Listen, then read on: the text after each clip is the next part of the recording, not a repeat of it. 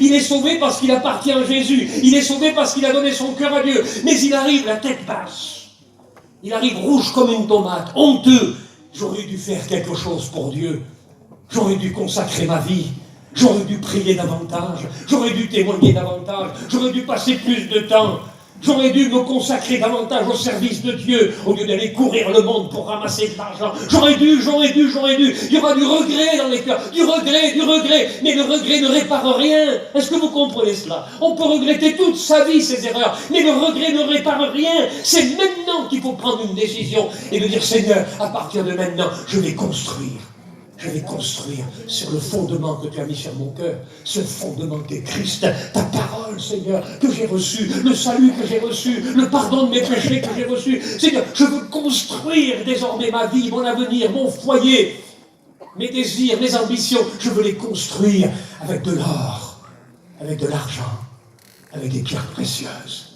Non pas l'or de ce monde, non pas l'argent de ce monde, non pas les pierres précieuses de ce monde, vous le comprenez bien, mais avec tout ce qui vient du ciel. Toutes les richesses qui viennent du ciel. Tout don parfait viennent d'en haut, dit la parole de Dieu, et viennent du Père des Lumières. Est-ce que vous comprenez cela? C'est ce que je voulais partager avec vous ce soir. Un chrétien, je le répète, n'est pas sous la condamnation, il est sous la grâce. Mais la grâce exige de nous que nous construisions notre édifice spirituel avec des matériaux solides. Il faut qu'il reste quelque chose à la fin de ma vie. On travaille ici-bas sur la terre pour qu'il reste quelque chose pour nos enfants. Pour qui est-ce que vous construisez? C'est pour vous, non? C'est pour vos enfants. Pour qui allez-vous chiner? C'est pour vous? Pour vos enfants.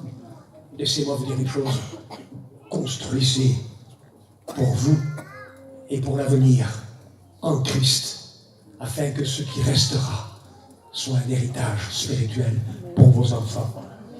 Et que le jour viendra où, lorsque nous passerons devant le tribunal de Christ, nous n'aurons pas à rougir. Nous n'aurons pas à rougir. Vous savez ce que c'est que rougir? Quelle honte! Pardonnez les lâches. Tout le monde vous regarde. Les lâches. On baisse la tête, on baisse les yeux. On est rouge comme une tomate, on a honte. On n'ose pas regarder les gens dans les yeux. Vous n'oserez pas regarder Jésus dans les yeux. Et si vous venez avec vos plus beaux cadeaux, avec l'or, l'argent, les pierres précieuses, vous les offrirez au Maître en disant, Seigneur, je ne suis pas grand-chose, mais regarde, tu m'as donné un talent, j'en ai gagné un autre.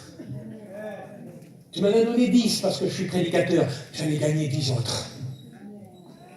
Moi, petite chrétienne, tu as reçu un petit talent, tu pries, tu intercèdes, tu es fidèle, tu balayes l'église, tu viens, tu mets des fleurs, c'est pas grand-chose, c'est un talent, mais tu es en train de construire avec des perles précieuses.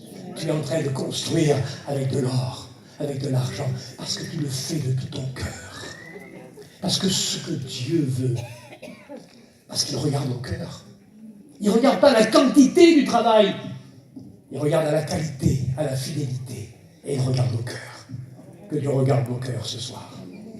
Il n'y a pas d'ombre. Que nous n'ayons pas à rougir. Confions-nous en l'Éternel. Il peut redémarrer. C'est le Dieu de la seconde chance. Peut-être que jusqu'à maintenant, tu étais en train de construire ton avenir spirituel avec de la paille, avec du foin, avec quelque chose de consumable, de vulnérable. Change tes matériaux dans ta vie. Change tes matériaux. Change les matériaux. Et dis maintenant, à partir de maintenant, je vais construire avec l'or de la communion et de la sainteté, avec l'argent de la prière et de la parole, avec les diamants de mon témoignage, afin que tous voient que je suis un vrai chrétien. On prie le Seigneur ensemble.